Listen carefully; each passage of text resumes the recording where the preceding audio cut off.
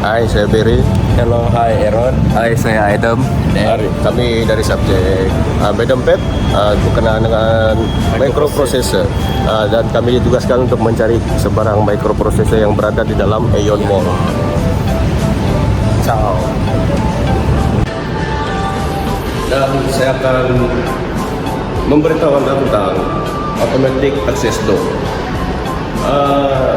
Dia mempunyai sensor gerakan microprocessor mengawal pintu dengan menerima input dari sensor gerakan atau sensor tekanan, membolehkan pintu dibuka secara otomatis apabila kehadiran seseorang dikesan.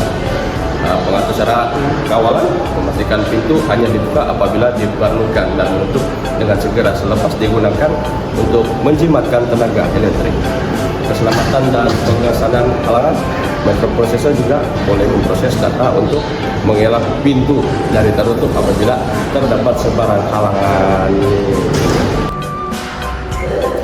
Kembali bersama saya. Dan yang kedua adalah mesin pengering tangan. Dia mempunyai sensor inframerah. Microprocessor menerima input dari sensor inframerah yang mengesan kehadiran tangan dan seterusnya mengaktifkan kipas pengering, kawalan tenaga dan suhu. Microprocessor mengawal kelajuan kipas dan suhu pemanas untuk memastikan pengering tangan yang efektif serta menjimatkan tenaga.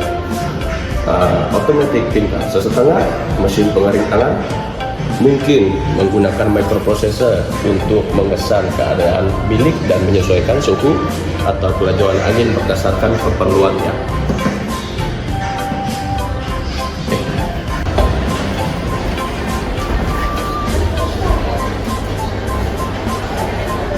Kalau saya ingin menceritakan tentang bagaimana lift elevator menggunakan microprocessor. Ia mengawal operasi lift termasuk kelajuan dan memberhentikan lift lah. Ia juga mengurus pengendalian daripada tingkat ke tingkat yang berbeza dan memastikan keselamatan pintu lift.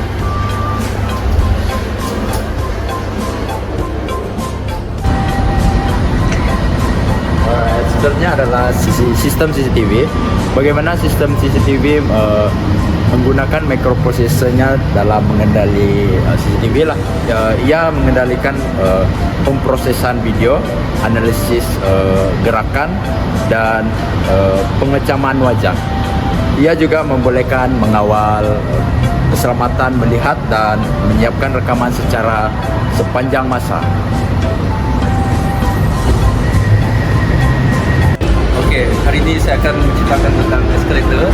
Oke, seperti yang kita tahu, escalator juga ada microprocessor yang mengawal kelajuan dan menstabilkan gerakan seperti gini. Tengok, boleh tengok.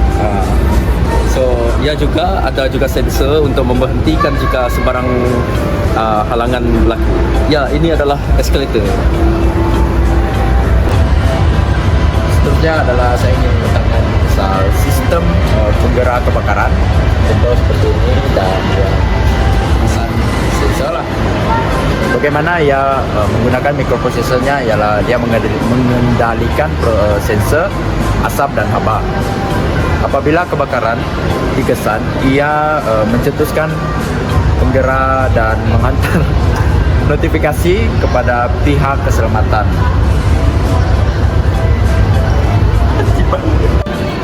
Okay, ini adalah massage chair. Kenapa microprocessor di dalam sana? Sebab untuk dia mengawal intensiti kan orang urut. Dan juga microprocessor dapat ikutlah mana kawasan untuk diurut di badan kita.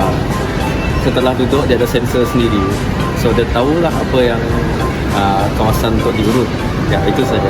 Dan ini adalah mesin pengukur ketinggian yang mempunyai sensor pengukuran tinggi ultrasonik, ukur jarak menggunakan gelombang bunyi atau cahaya, dan sensor tekanan, ukur ketinggian berdasarkan perubahan tekanan. Cara data dia memproses adalah dengan mendapatkan bacaan dan ketinggian yang tepat. Tukar bacaan kepada unit yang mudah seperti meter atau kaki. Paparan yang mempunyai di screen dan aplikasi yang digunakan dalam altimeter, jam tangan pintar, dan alat kesehatan. Neng. Dan seterusnya dari saya ialah sensor parking. Penggunaan sensor parking ialah microprocessor memproses data dari sensor untuk mengesan jarak antara kendaraan dan halangan. Seterusnya memberikan maklumat kepada pengguna melalui lampu. Dan pemprosesan masa nyata memastikan tindak balas yang cepat dan tepat apabila kendaraan mendekati halangan. Dan pengantar data boleh mengantar maklumat ke papan tanda LED atau aplikasi parking untuk memberi maklumat kepada mengenai ruang yang kosong.